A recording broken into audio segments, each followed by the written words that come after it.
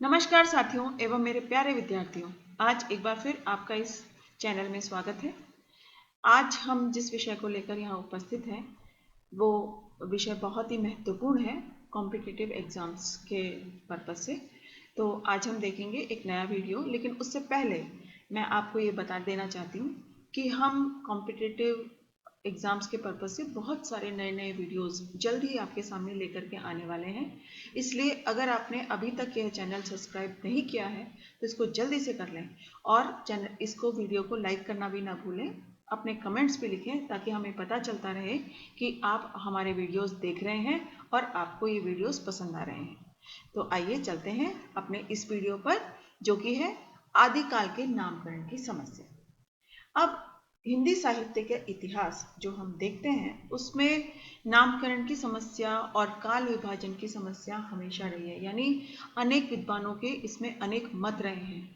किसी के अनुसार कोई है, किसी के अनुसार कुछ है, लेकिन एक सभी विद्वानों के मतों की समीक्षा कर हम किस नतीजे पर पहुंचते हैं उसके विषय में आज हम यहाँ चर्चा करने जा रहे हैं। तो देखिए, सबसे बड़ी समस्या बाकी चारों कालों में हम देखते हैं कि आदि काल के अतिरिक्त अगर हम भक्ति काल को देखें या रीति काल को देखें या आधुनिक काल को देखें, उसमें इतनी नामकरण की समस्या नहीं आती है जितने की आदि काल में आती है। इसीलिए आदि काल के नामकरण की समस्या को देखना और उसको समझना बहुत ही आवश्यक है। तो देखिए, आगे हम चलते हैं कि किसने क्या कहा है। आचार्य हजारी प्रसाद द्विवेदी जो है, उन्होंने कहा है अपने शब्दों में कि यह काल भारतीय विचारों के मंथन का काल है। यानी ये, क्योंकि ये बात पता नहीं है कि असल में कौन से नामकरण को सही समझा जाए और किस नामकरण को मान्यता दी जाए और किस नामकरण को नहीं दी जाए। तो इसीलिए हजारी प्रसाद द्विवेदी जी ने कहा है कि ये भारतीय विचारों के मंथन का काल है, इसलिए अत्यंत महत्वपूर्ण काल है। अनेक विद्वानों ने आदिकाल को अपनी आलोचनात्मक दृष्टि से मूल्यांकन करने के पश्चात इसे अलग अलग नामों से पुकारा है, जो संक्षेप में इस प्रकार है। तो आगे हम देखेंगे अनेक विद्वानों के मत कि विद्वानों ने असल में कौन से नामकरण किए हैं या किन नामों को मान्य समझा है, उन्हीं के विषय में आज हम यहाँ पर चर्चा कर रहे हैं। तो देखिए, पहले जो विद्वान है वो है जॉर्ज ग्रियर्सन। जॉर्ज ग्रियर्सन ने आदिकाल को चारण कविता या चारण काल के नाम से कहा। क्यों अनुपयुक्त समझा गया? बाद में इस काल को अनुपयुक्त समझा गया। क्यों अनुपयुक्त समझा? विद्वानों ने इसे उपयुक्त क्यों नहीं माना? क्योंकि इसके काल को 643 ईस्वी तक पीछे ले जाने पर भी उस समय की किसी चारण रचना, यानी जिस पर ये नाम आधारित है, चारण रचना या चारण प्रवृत्ति का कोई उल्लेख नहीं मिल सका। इसलिए इस नाम को बिल्कुल अनुपयुक्त समझा गया। आगे हम देखेंगे, दूसरे हैं मिश्रबंधु। मिश्रबंधु ने इसका नामकरण किया पूर्व प्रारंभिक काल या प्रारंभिक काल। यह नाम भी अमान्य समझा गया। क्यों अमान्य समझा गया? क्योंकि प्रारंभिक काल एक सामान्य संज्ञा है, उसके पीछे किसी प्रवृत्ति आदि का आधार नहीं है। अपने पहले वीडियो में यानी इससे पूर्व के वीडियो में हमने आपको बताने की कोशिश की है कि दरअसल जब हम नामकरण करते हैं तो किसी काल का जब नामकरण किया जाता है या काल विभाजन किया जाता है तो किन आधारों को लेकर के किया जाता है, तो उन आधारों में किसी प्रवृत्ति का होना आवश्यक होता है।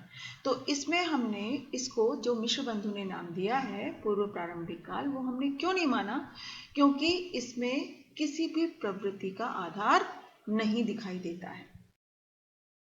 आगे देखिए, आचार्य रामचंद्र शुक्ल। आचार्य रामचंद्र शुक्ल ने वीर गाथा काल कहा और वीर गाथा काल काफी विद्वानों ने माना और किन्हीं विद्वानों ने नहीं माना। तो वीर गाथा काल नाम मानने के क्या आधार हैं? देखिए, इस समय में जैसा कि आप जानते हैं अनेक रासो ग्रंथों की रचना हुई थी।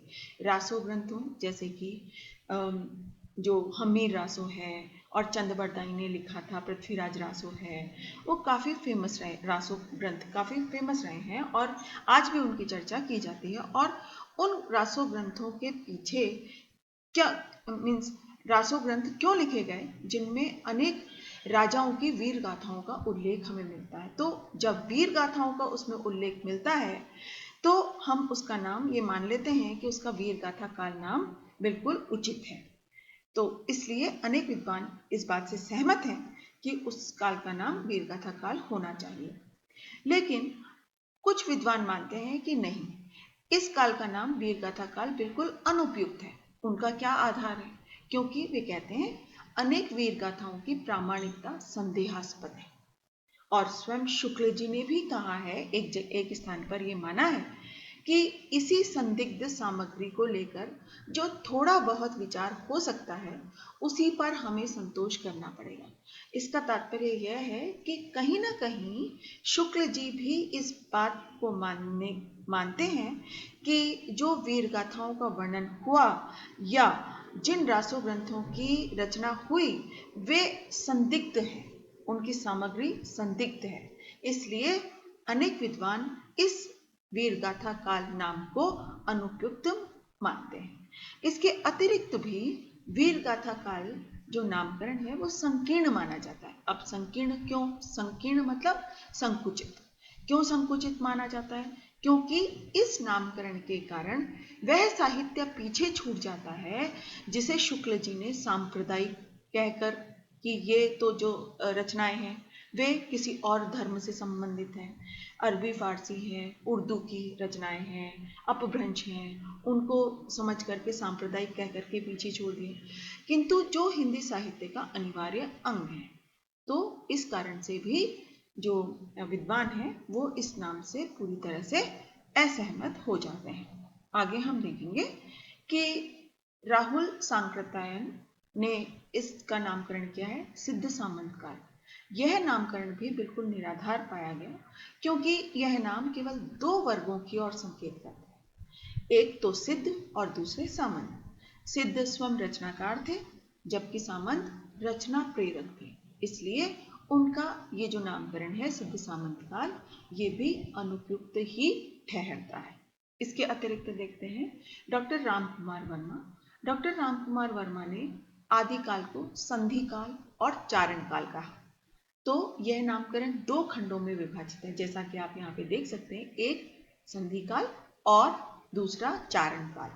प्रथम काल यानी संधि काल जो है वो भाषा की ओर संकेत करता है और द्वितीय यानी चारण काल एक वर्ग विशेष का बोध कराता है। अतः यह नामकरण भी क्या है? निराधार। विद्वान इसे इस नामकरण को भी उपयुक्त नहीं मानते। आगे हम देखेंगे रमाशंकर शुक्ल रसाल, जिन्होंने इसे बाल्यावस्था काल कहा। अनेक ऐसे विद्वान हैं जिन्होंने अनेक नामकरण किए, जैसे डॉक्टर गणपति चंद्रगुप्त हैं जिन्होंने आदिकाल और स्वर्णकाल के नाम से इसका नामकरण किया। जो डॉक्टर पृथ्वीनाथ कमल कुलश्रेष्ठ हैं उन्होंने अंधकार काल नाम दिया इसे। इसके अतिरिक्त डॉक्टर राकेश हैं जिन्होंने उत्तर अपभ्रंश काल या आविर्भाव काल कहा। अगले हैं आचार्य हजारी प्रसाद द्विवेदी। आचार्य हजारी प्रसाद द्विवेदी ने इस काल को आदिकाल के नाम से जाना है या उसका नामकरण जो है वो आदिकाल किया है। अब आदिकाल नामकरण का क्या प्रयोजन था, क्यों ऐसा किया है, उसको हम एक बार देखते हैं। आदिकाल नाम सही मानने के क्या आधार हैं? जैसे कि हमने अभी पहले देखे कि जितने भी नामकरण किए गए उनमें कोई ना कोई कमी रह गई, लेकिन आदिकाल नाम अधिकतर विद्वानों ने सही माना है। क्यों माना है, उसके क्या आधार हैं, देखते हैं हम आगे। एक तो रासो काव्यों के अतिरिक्त जैन मुनियों एवं सिद्धों की रचनाओं को पर्याप्त महत्व देना इसमें दिया गया है आदिकाल नाम से। 7वीं शती के समस्त लोक साहित्य को स्वीकारना, रचना शैलियों के वे सभी रूप जो परवर्ती काव्य में प्रयुक्त हुए अपने आदि रूप में मिल जाते हैं। तो इसलिए इन तीनों कारणों की वजह से आदिकाल नाम जो है वो बिल्कुल सही ठहरता है। तो निष्कर्ष रूप में हम कह सकते हैं आदिकाल ही सबसे अधिक उपयुक्त एवं व्यापक नाम है। तो अधिकतर विद्वानों ने आदिकाल नाम ही माना है। तो दोस्तों आज के वीडियो में बस इतना ही। अगर आपको यह वीडियो पसंद आया हो तो इसे लाइक करना बिल्कुल भी ना भूलें और जल्दी से इस चैनल को सब्सक्राइब कर लें। धन्यवाद।